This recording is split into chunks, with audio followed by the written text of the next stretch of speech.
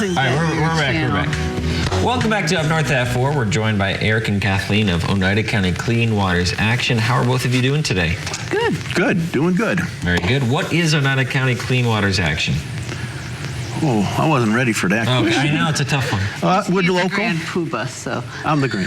What does that mean? What's a poobah? You're too young for that. Wow, look at that. Oneida County Clean Waters Action is wait. No, what's a poobah? It's the head guy. Yeah, like a leader. Have you heard that before? Yes, I've heard that. Fred Flintstone. She's younger than me. It was on Fred Flintstone. Did you ever see I the told you you're Flintstones? too young. Is Fred Flintstone a poobah? No, He's the grand poobah of, I don't know, what organization. I don't remember. I'm not that. Anyway. Okay. What were we talking about? What organization are you with again? Oneida County Clean Waters Action. We're local. We don't accept any donations or any money. We don't get any grant money. We just kind of keep an eye on water issues in Oneida County and Northwoods in more general, but we focus on Oneida County. Very cool. And then recently there's been some kind of controversy, if you will, with wakeboat legislation, correct? Have you guys been keeping an eye on that? Yes. So what can you tell us about that? Well, they have introduced a bill in the legislature. Well, there's actually two bills. One of them has passed the Assembly, but not the Senate. And you know what wakeboats are, right? They're these boats that have these big ballasts. They take in a lot of water way down the back end, and they make these huge waves in the lake. And it's very bad for the lake bottom. It erodes the shoreline in lakes that are too small for it. And so the scientific studies are that they should be 700 feet from shore in a 30-foot depth.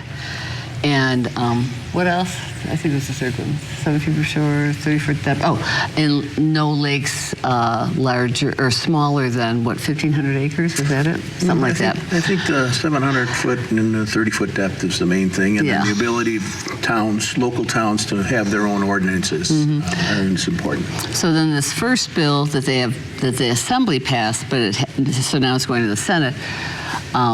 The original bill was 200 feet from shore, but then they compromised and did 300 feet from shore. And they have no depth limit. And I think it's lakes over 50 acres or something like that, which is a pretty small lake. So that passed the Senate. That particular bill is very friendly towards the boat manufacturers. There's another bill that is still, I believe, in committee that specifies 500 feet from shore and 20-foot depth, which is still like not up to scientific standards, but it's a lot better than the 300 feet and no depth. The wake boats are very harmful to the bottom of your lake. It, like kind of scours the bottom of the lake if they're in too shallow of water, and it's very. It's not good for your shoreline erosion, too. So I talked to Representative Swearingen about this. His response would be that the DNR has told him that these lakes, the DNR can't really regulate depth. That's hard for them to do because it's hard to know exactly what the depth will be at a certain point in any lake. And then also the 300 feet will get them to a compromise, at least in the Assembly and Senate, so they can actually pass the bill. And would the 300 feet be better than nothing? Because currently there's no regulations in there at all.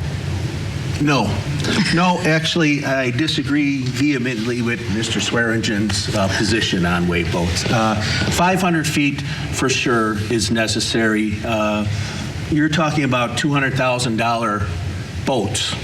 So I'm sure they can afford a depth finder at that price. Might even be included in the package deal. But in either case, there are two bills. The Assembly did pass a bill which we call, the environmental groups call, the bad bill. And there was a good bill at the Assembly level, which never got a designation and never got considered. The Assembly didn't have a lot of success with the bad bill, the one that Rob Swearingen thinks is okay.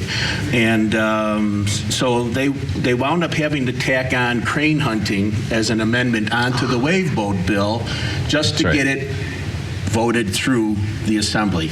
So, because I don't believe they had the votes to do it without the crane hunter. So don't ask me what cranes have to do with wave boats. Never seen anybody hunting cranes from the surfboard or anything like that. But politics at its finest. Yeah, that one was certainly strange. All right, I think we're going to take a break. We'll be right back with Kathleen and Eric.